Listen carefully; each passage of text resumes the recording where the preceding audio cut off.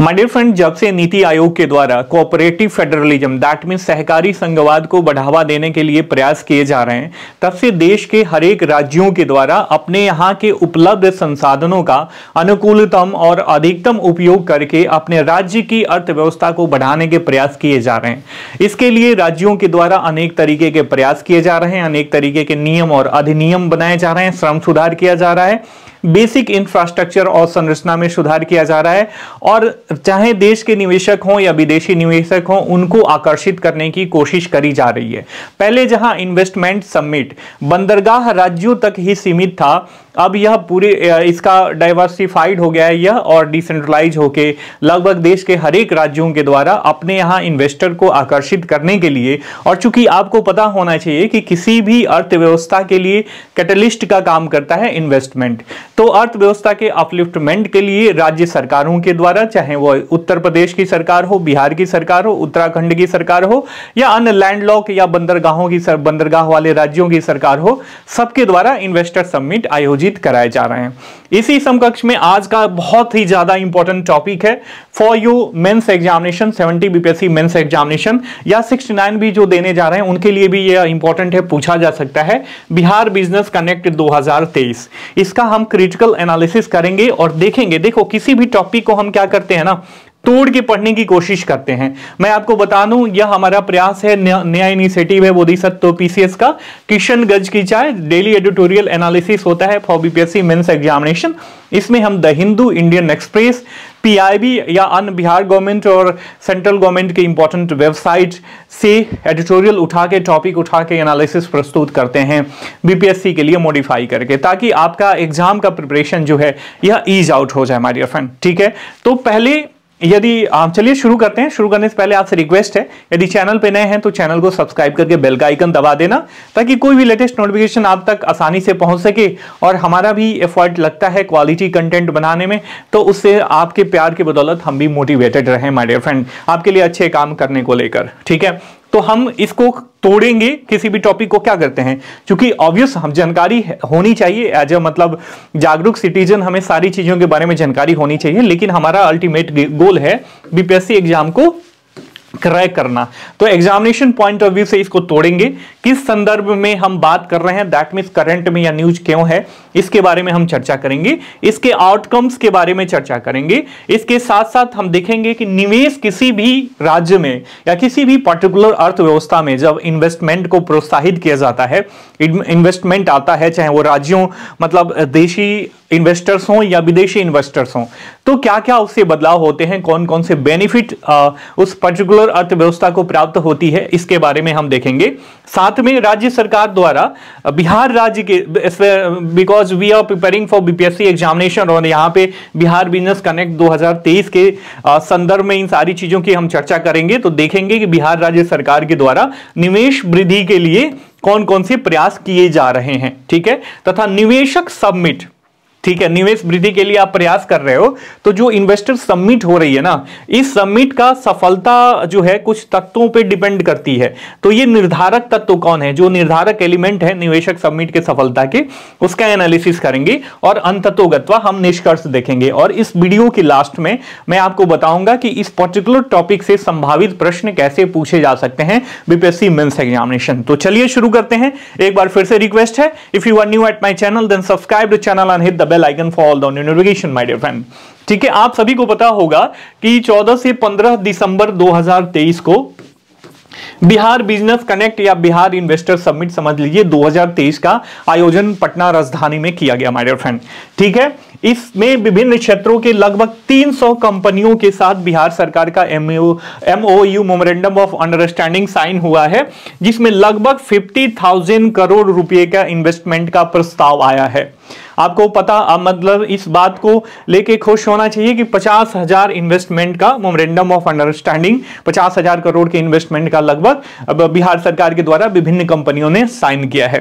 कार्यक्रम के दौरान मुख्यमंत्री ने लॉजिस्टिक नीति 2023 पर्टिकुलर ये काफी इंपॉर्टेंट टॉपिक है, इसके लिए अलग से मैं वीडियो प्रोवाइड करा दूंगा। लेकिन इसी इन्वेस्टर समिट के दौरान लॉजिस्टिक, तो देखो लॉजिस्टिक, माल ढुलाई वगैरह ये काफी इंपॉर्टेंट चीजें होती हैं बिजनेस को अपलिफ्टमेंट करने के लिए, बिजनेस ग्रो करने के लिए। सड़क सुधार होना चाहिए, नीतियां स्पष्ट होनी चाहिए। तो इसके लिए लॉजिस्टिक नीति 2023 जो है बिहार सरकार के द्वारा, इसका भी लोकार्पण किया गया इसी कार्यक्रम के दौरान। और इसके साथ ही बिहार सरकार उद्योग विभाग की कॉफी टेबल बुक का भी विमोचन किया। तो ये हो गया हमारा संदर्भ current affairs, that's why we are discussing about this particular topic. काफी इंपॉर्टेंट है माय डियर फ्रेंड्स, शुरू से लेकर लास्ट तक जरूर बने रहिएगा, ठीक है।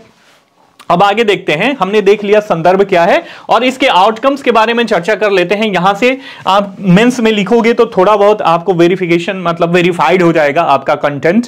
और देखो इसमें हुआ क्या कि जो भी कंपनी है ना बिहार सरकार के द्वारा एमओयू साइन किया है, इसमें अडानी ग्रुप सबसे अधिक क्या कर रही है, इन्वेस्टमेंट का प्रस्ताव लेके आई है बिहार में 8700 करोड़ रुपए का, ठीक है। उसके बाद Bharat petroleum, Patel agro industry limited, hotel lake international, Indo European heart hospital, Dev India project, star cement, Lakshmi cement, ultra cement या स्प्रे इंजीनियरिंग डिवाइस लिमिटेड, ये 800 करोड़ रुपए का ये पार्टिकुलर कंपनियां हैं। इस सारी कंपनियों का कितना इन्वेस्टमेंट का प्रस्ताव आया है ये आपको याद करने की आवश्यकता नहीं है, लगभग आप याद कर लो। जैसे अडानी ग्रुप ने लगभग 8700 करोड़ रुपए का एमओयू सरकार के पास लाया है इन्वेस्टमेंट का, Bharat petroleum corporation limited company ने लगभग 7300 करोड़ रुपए का, ऐसे आप लगभग में याद कर लेना। तो ये है आउटकम्स, 50,000 करोड़ रुपए का लगभग प्रस्ताव आया है बिहार सरकार के पास, ठीक है। तो ये सारी चीजें हमने देख लिया करंट अफेयर्स के लिहाज से। अब देखो आप ये सोच रहे होंगे, हम चूंकि हमारा मेडिटेटिव लर्निंग पे काफी ज्यादा फोकस होता है, तो आपके दिमाग में ये प्रश्न कौंधना चाहिए कि सर इन्वेस्टमेंट ठीक है, इन्वेस्टमेंट आती है, लेकिन इन्वेस्टमेंट से क्या क्या लाभ होता है? केवल रोजगार जनरेशन ही होता है और लोगों को रोजगार की प्राप्ति होती है, लोग पैसा कमाते हैं, अर्थव्यवस्था में थोड़ी बहुत वृद्धि होती है, क्या इतना ही तक सीमित है या इसका बहुआयामी लाभ है? तो निवेश से किसी भी अर्थव्यवस्था में जब इन्वेस्टमेंट आता है, लार्ज अमाउंट ऑफ इन्वेस्टमेंट, तो उससे होने वाले लाभों का एनालिसिस करेंगे कि क्या क्या बेनिफिट होता है। लाभों के एनालिसिस करने से पहले my dear friend, if you are serious aspirants और आप क्वालिटी से कंप्रोमाइज नहीं करते हो, तो आपके इसी प्रयास को अपलिफ्टमेंट करने के लिए और बीपीएससी के स्केल अप का आपका प्रिपरेशन करने के लिए हमने शुरुआत करा है 17वीं और 71वीं बीपीएससी प्री और मेंस का फाउंडेशन बैच संधान 2.0, ठीक है। इसका फी जो है मात्र 3,999 रुपीज है। इसमें सारी चीजें हम प्रोवाइड कर रहे हैं, all NCERT 6 to 12 class, standard book for mains examination, इसमें वीकली टेस्ट है फॉर प्री और mains, personal guidance, 1-to-1 conversation, आप डायरेक्ट मुझसे कॉल करके आप अपने जो भी आप डिमोटिवेटेड हो या कोई भी अन्य सहायता चाहिए कि कोई टॉपिक नहीं समझ में आती है, तो आप डायरेक्ट मुझसे बात कर सकते हो। इसके साथ साथ वीकली अब तो डेली एडिटोरियल एनालिसिस आपको प्रोवाइड कराया जाएगा। इसका पीडीएफ, क्योंकि वीडियो लेक्चर ये फ्री है, लेकिन पीडीएफ नोट जो है केवल पेड मेंबर को ही मिलेगा। इसके साथ साथ current affairs, essay, answer writing practice सब कुछ इंक्लूड है इसमें through video lecture and PDF notes, और ये हम अपने टेलीग्राम पेड प्राइवेट ग्रुप पे अवेलेबल करवाते हैं। If you want to join us then you can call and WhatsApp on 97 170 58 805 98 10 63 8805। नीचे वीडियो के डिस्क्रिप्शन बॉक्स में भी नंबर दिया गया है, आप हमसे जुड़ के आप अपने प्रिपरेशन का पेस और स्टैंडर्ड दोनों मेंटेन कर सकते हो माय डियर फ्रेंड, ठीक है। अब आ जाते हैं हम मेन मुद्दे पे, ये हो गया हमारा प्रमोशन, निवेश से होने वाले लाभ। देखो जब निवेश होता है, इन्वेस्टमेंट होती है, तो बहुत सारी कंपनियां आती हैं और ऑब्वियस कंपनियां आएंगी तो उनको श्रम की आवश्यकता पड़ती है, लेबर की आवश्यकता पड़ती है, स्किल्ड एंड अनस्किल्ड लेबर दोनों की आवश्यकता पड़ती है, ठीक है। स्किल्ड और अनस्किल्ड लेबर दोनों की आवश्यकता पड़ती है, जिसका डिमांड जो है फुलफिल लोकल के द्वारा सप्लाई किया जाता है। और चूंकि बिहार की बात करें, उत्तर प्रदेश की बात करें, उत्तराखंड की या जो भी नदर्न स्टेट है ना, ये श्रम प्रधान वाले राज्य हैं, स्पेशली बिहार की बात करें तो यहाँ पे लेबर काफी ज्यादा अवेलेबल है, चीप मतलब कम पैसे में भी आपको लेबर मिल जाएगा। तो ये जो है जब निवेश आएंगी, कंपनियां सेटअप होंगी, तो उनको हर एक तरीके की रोजगार की आवश्यकता पड़ती है, जिससे रोजगार के अवसर जो है राज्य के लिए उपलब्ध होंगे। इसके साथ साथ विभिन्न परियोजनाओं को पूरा करने में भी मदद मिलेगी राज्य सरकार को। होता क्या है कि अपने सामाजिक दायित्व की पूर्ति के लिए कंपनियां जो है टैक्सेस के अलावा सरकार को मदद करती हैं, राजस्व सहायता करती हैं, जिससे सरकार के पास जो है इनकम का स्रोत जनरेट होता है और सपोर्ट भी मिलता है कंपनियों के द्वारा। तो एक ये राजस्व का स्रोत हो गया। दूसरा, जब राज्य के लोगों को अवसर मिलेगा रोजगार के, वो लोग कमाएंगे, टैक्सेस देंगे, तो उससे जो रेवेन्यू जनरेट होगा ना, तो बिहार सरकार की या पार्टिकुलर किसी भी राज्य के लिए निवेश का ये यूनिवर्सल लाभ है जो हर एक राज्य के लिए सुटेबल है माय डियर फ्रेंड। ठीक है, तो इस बात को आप ध्यान में रखना। तो बिहार सरकार के पास जब राजस्व संग्रहण होगा, ये वृद्धि होगी, तो क्या करेगी, जो लोक कल्याणकारी योजनाएं है ना, बिहार सरकार उस पर ज्यादा इन्वेस्ट करेगी। और जब इन्वेस्ट करेगी तो होता क्या है, जो भी लोक कल्याणकारी योजनाएं हैं, इन परियोजनाओं को पूरा करने में राज्य सरकार को मदद मिलेगा माय डियर फ्रेंड। ठीक है, इसके साथ साथ आधारिक और संरचना में वृद्धि होती है। जो बेसिक इंफ्रास्ट्रक्चर होता है ना, उसमें भी वृद्धि होती है किसी भी राज्य में। बेसिक इंफ्रास्ट्रक्चर का मतलब रोड हो गया, इलेक्ट्रिसिटी हो गया, स्वास्थ्य का सेक्टर हो गया, आवासीय परियोजनाएं हो गई, ये जो भी आवश्यकताएं हैं, इलेक्ट्रिसिटी, ये सारी चीजें क्या होती हैं, राज्य सरकार के द्वारा प्रोवाइड करी जाती हैं। कंपनियां आती हैं तो अपने साथ भी इसमें इन्वेस्ट करती हैं ताकि उनके लोगों को, उनके एम्प्लॉय को जो है इसका लाभ मिलता रहे।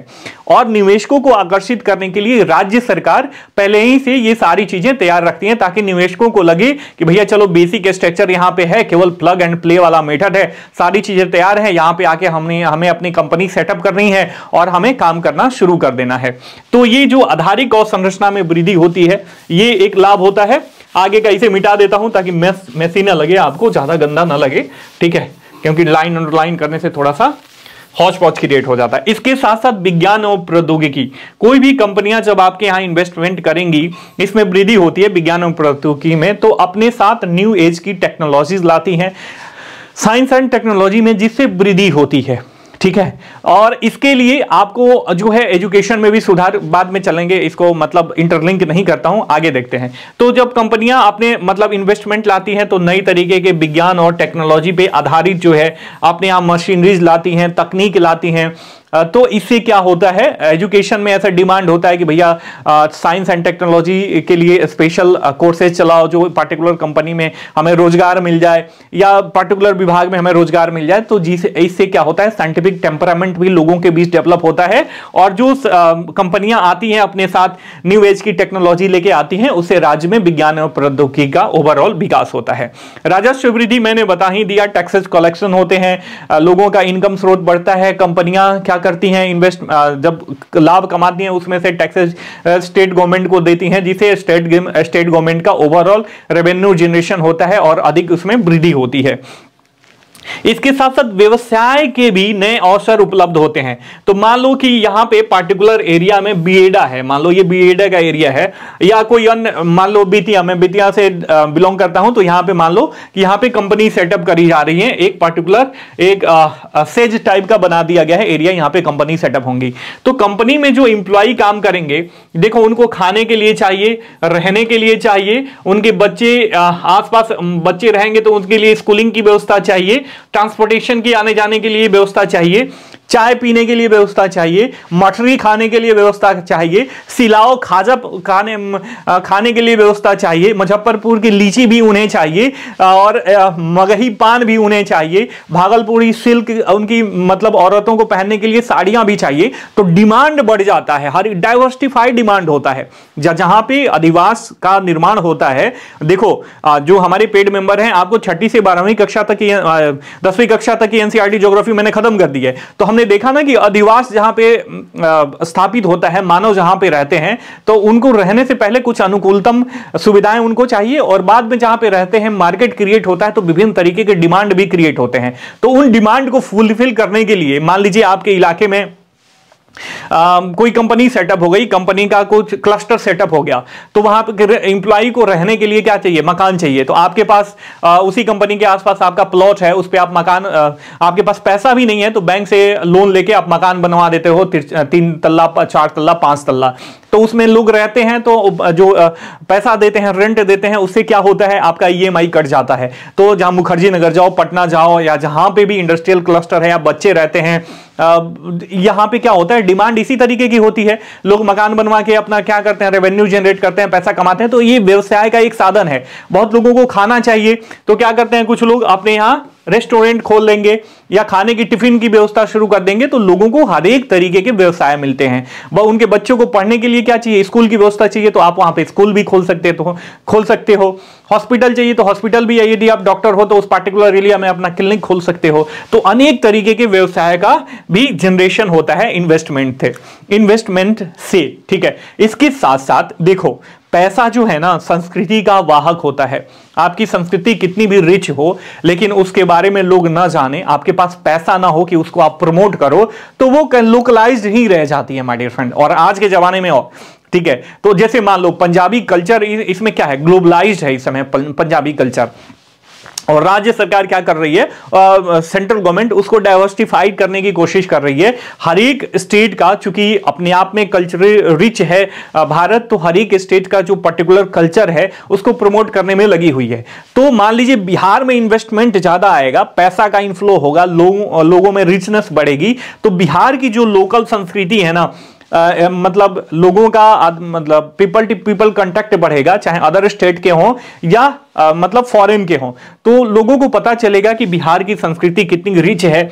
बिहार का खान पान और जो विविधीकरण है ना, इसको क्या मिलेगी, वैश्विक पहचान मिलेगी या देश लेवल पर भी पहचान मिलेगा। अभी भी बिहार के बारे में लोग प्रीजुडाइसेस होते हैं, लेकिन अभी स्थिति काफी सुधर चुकी है। बिहार का क्या इतिहास रहा है, बिहार का कल्चर कितना रिच है, ये सारी चीजें जो है लोगों को पता चलेंगी, तब डाइवर्सिफिकेशन मिलेगा और इसको वैश्विक पहचान मिलेगी और देश लेवल पे पहचान मिलता है। और आपने देखा होगा बिहार सरकार टूरिज्म को प्रमोट करने के लिए बहुत ज्यादा प्रयास कर रही है। तो जो पॉजिटिव एस्पेक्ट है वो लोगों के सामने उभर के आता है। देखो, हम प्रीजुडाइसेस होते हैं, ह्यूमन नेचर ये है कि हमारे कान में कोई आके कह दे कि फलाना ऐसे है, तो उसके बारे में हम ऐसे ही अवधारणा बना लेते हैं बिना सत्य को जानने की कोशिश करते हुए। हम सत्य को जानने की कोशिश भी नहीं करते हैं और प्रीजुडाइसेस हो जाते हैं कि हाँ फलाना व्यक्ति ऐसा है किसी के कहने पे। तो इसीलिए इसको तोड़ने के लिए राज्य सरकार जो है इसको प्रमोट कर रही है, चाहे टूरिज्म को हो या जो भी बिहार का पॉजिटिव एस्पेक्ट है उसको प्रमोट करने की कोशिश करी जा रही है। तो निवेश से एक लाभ, बहुत बड़ा लाभ एक मान लीजिए ये भी होता है कि जो संस्कृति होती है, कल्चर होता है ना, उसको वैश्विक पहचान मिलती है माय डियर फ्रेंड, ठीक है। इसके साथ साथ राज्य जो है ऋण जाल से मुक्त होता है।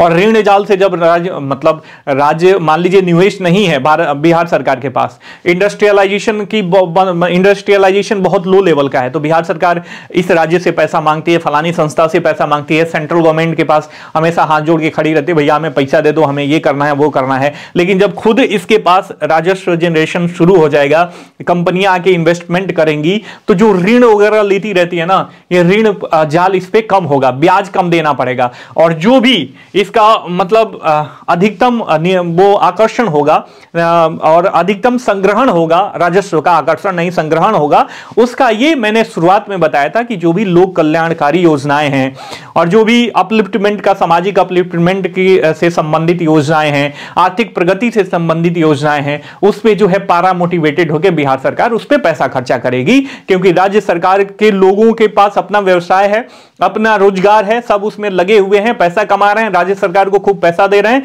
तो राज्य सरकार को किसी और अन्य से पैसा मांगने की क्या आवश्यकता है। इसकी जो भी पैसे की पूर्ति है, जो भी डिमांड है, वो तो कर संग्रहण और राज्य सरकार के जो भी प्रयास हैं और साथ में लोगों के द्वारा जो टैक्स दिए जा रहे हैं उससे, मतलब वही कर संग्रहण से ओवरऑल इसकी पूर्ति हो जा रही है। तो राज्य सरकार इसका क्या करेगी, मतलब अपलिफ्टमेंट के लिए, हर एक तरीके के अपलिफ्टमेंट के लिए, चाहे सामाजिक हो, आर्थिक हो, सांस्कृतिक हो, राजनीतिक हो, वैज्ञानिक हो, उस पे जो है खर्चा करेगी माय डियर फ्रेंड, ठीक है। इसके साथ साथ न्यू इकोनॉमिक व्यू मिलता है राज्य सरकार को, ठीक है, या किसी भी पार्टिकुलर इकोनॉमी को। होता क्या है, वैश्विक लेवल पे देखते हैं कि फलाना, मान लीजिए अमेरिका से इतने इन्वेस्टर्स आ गए बिहार में, इन्वेस्टमेंट कर रहे हैं सॉफ्टवेयर इंडस्ट्री में या सर्विस इंडस्ट्री में, तो बिहार सरकार को पता चलेगा कि अमेरिका में कैसी, क्योंकि वहां के लोग आएंगे उस माइंडसेट के साथ, आएंगे बिजनेस माइंडसेट के साथ, तो मतलब एक नई तकनीक मिलेगी सोचने की, आर्थिक रूप से कि वहां की अर्थव्यवस्था कैसे काम करती है और वहां पे लोग आगे बढ़ने के लिए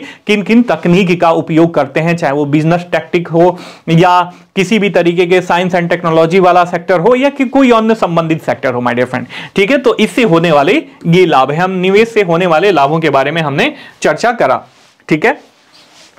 अब ये तो हो गया निवेश से होने वाले लाभ। अब निवेश को आकर्षित करने के लिए राज्य सरकार के द्वारा क्या प्रयास किए जा रहे हैं, इसके बारे में हमें जानना बहुत ही जरूरी है माय डियर फ्रेंड। ठीक है कि बिहार सरकार के द्वारा क्या क्या प्रयास किए जा रहे हैं। देखो, नीति आयोग के द्वारा कोऑपरेटिव, शुरुआत में भी बताया कि कोऑपरेटिव फेडरलिज्म को बढ़ावा देने के लिए जब से प्रयास किए जा रहे हैं, हर एक राज्यों के द्वारा अपने संसाधनों का अधिकतम और अनुकूलतम उपयोग करते हुए अपने इकोनॉमिक अपलिफ्टमेंट के लिए अनेक तरीके के प्रयास करे जा रहे हैं, जिसमें से इन्वेस्टर समिट जो है वार्षिक स्तर पे ये एक है, जहां कभी इन्वेस्टर समिट केवल कोस्टल रीजन के राज्यों के द्वारा ही किया जा रहा था। अब ये डाइवर्सिफाइड हो गया है, डिसेंट्रलाइज हो गया है, और हर एक राज्य अपने वहां निवेशकों को आकर्षित करने के लिए क्या कर रहे हैं, प्लान बना रहे हैं, नियम अधिनियम बना रहे हैं और इन्वेस्टर्स को अपने यहां आकर्षित करने की कोशिश कर रहे हैं। इससे क्या हुआ, कोऑपरेटिव फेडरलिज्म की बढ़ावा तो मिल ही रही है, इसको बढ़ावा मिल ही रही है कोऑपरेटिव सहकारी संघवाद को,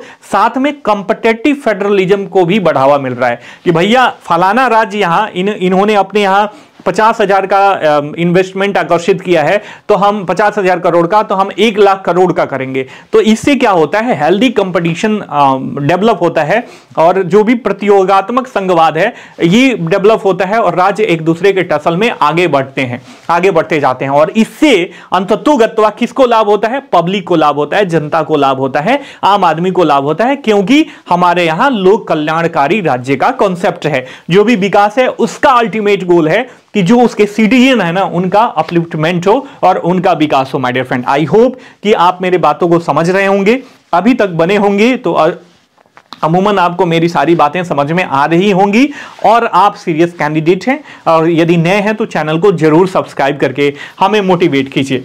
ठीक है, तो राज्य सरकार के द्वारा अनेक प्रयास, देखो श्रम सुधार सबसे बड़ा मुद्दा होता है एक किसी भी राज्य में निवेशकों को आकर्षित करने के लिए। यदि वहां के लेबर से संबंधित जो भी नियम एवं कानून बहुत ज्यादा कठिन हो और एक तरीके से निवेशक पे और कंपनियों पे दबाव डालते हो, हड़ताल का जहां वहां पे ज्यादा मतलब बोल वाला हो, तो निवेशक डरते हैं कि भैया मान लीजिए कि वहां के एम्प्लॉय हड़ताल करने लगे, आज 5 रुपए सैलरी हम दे रहे हैं, कल कहने लगे कि 50 रुपया दो।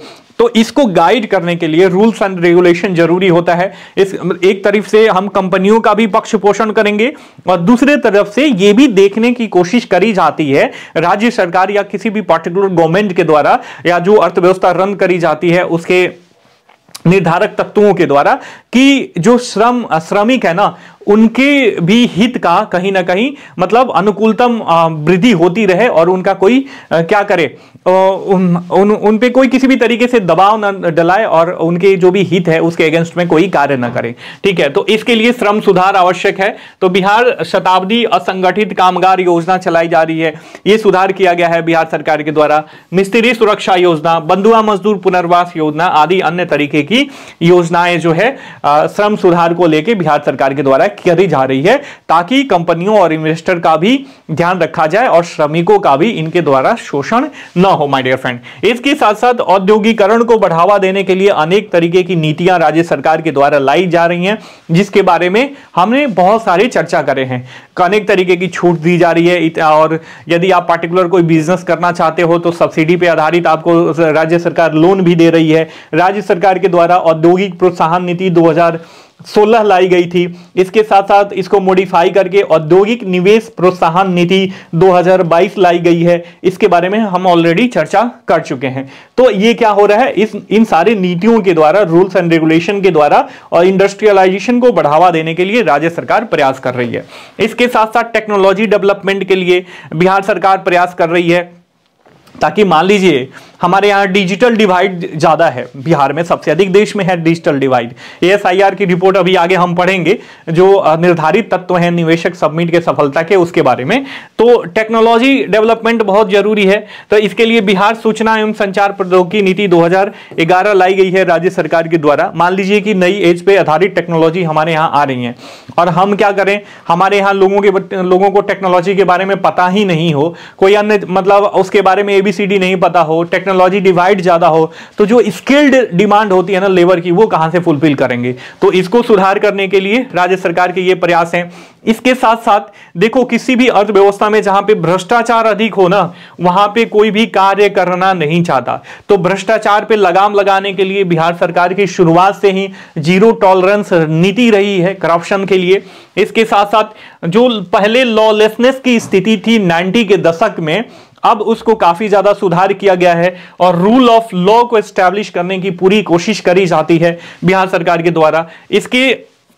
इन्हीं प्रयासों के द्वारा जो है राज्य सरकार अपने यहां औद्योगिकरण को बढ़ावा देने की प्रयास कर रही है। अब देखो, ठीक है, आप ये सोच रहे होंगे कि मान लीजिए 50,000 करोड़ का इन्वेस्टमेंट आ रहा है, अगले साल 50,000 करोड़ का आ जाए, उसके अगले साल 1.5 लाख करोड़ का आ जाए रुपए का इन्वेस्टमेंट, तो इससे तो अर्थव्यवस्था काफी सुधर जाएगी। देखो, एमओयू साइन करना और रियल में इन्वेस्टमेंट करना और उसका लाभ, जो निर्धारित लाभ है फाइनली वो मिलना किसी भी अर्थव्यवस्था को, इसके पीछे बहुत सारे कारण हैं। केवल एमओयू साइन कर लिए और उसको धरातल पे नहीं उतारे तो इसका लाभ तो मिलेगा ही नहीं। सबमिट करना और रूल्स एंड रेगुलेशन बनाना, एमओयू साइन करने का मतलब ये थोड़ी हुआ कि फाइनल इन्वेस्टमेंट हो गया, ऐसा नहीं है। इसके लिए कुछ निर्धारक तत्व हैं जो आपको ध्यान में रखने चाहिए माय डियर फ्रेंड, ठीक है। आर्थिक दृष्टिकोण पर ज्यादा ध्यान होना चाहिए राजनीतिक दृष्टिकोण से, ठीक है। आजकल लोग राजनीतिक लाभ लेने के लिए पार्टियां या गवर्नमेंट, किसी भी पार्टी की गवर्नमेंट होती है राज्य सरकार में, तो कोशिश करती है कि राजनीतिक रूप से इसका लाभ ज्यादा लिया जाए, बशर्ते कि आर्थिक दृष्टिकोण से। तो यदि राजनीतिक रूप से केवल आप ये दिखाते हो कि हम 50,000 करोड़ का निवेश अपने यहां आकर्षित करने जा रहे हैं और उसका लाभ चुनाव में लेने की कोशिश करते हो, तो केवल यदि यहीं तक सीमित रहता है तो ये चीजें गड़बड़ है, ठीक है। लेकिन इसका आपका जो आर्थिक दृष्टिकोण है ना, कि निवेश वास्तव में हमारे यहां आकर्षित हो, उस पर ज्यादा फोकस देना चाहिए राज्य सरकार को। इसके साथ साथ राजनीति और अनुकूलतम जो वहां की प्रशासनिक व्यवस्था है ये होनी चाहिए, ठीक है। राजनीतिक स्थिरता होनी चाहिए। मान लीजिए आज किसी पार्टी की गवर्नमेंट है, 5 साल भी नहीं चल पाती, 2 साल के बाद किसी और पार्टी की गवर्नमेंट आ गई, तो पहले वाली पार्टी, ए वाली पार्टी थी, वो कुछ और रूल्स एंड रेगुलेशन लेके आई थी, बी वाली पार्टी आई, उसको मॉडिफाई करके कुछ और ला दी। तो जो नई नई नीतियां आएंगी, राजनीतिक स्थिरता होगी, तो जो निवेशक है उनको लगेगा कि भैया यहाँ के rules and regulation he fix नहीं है।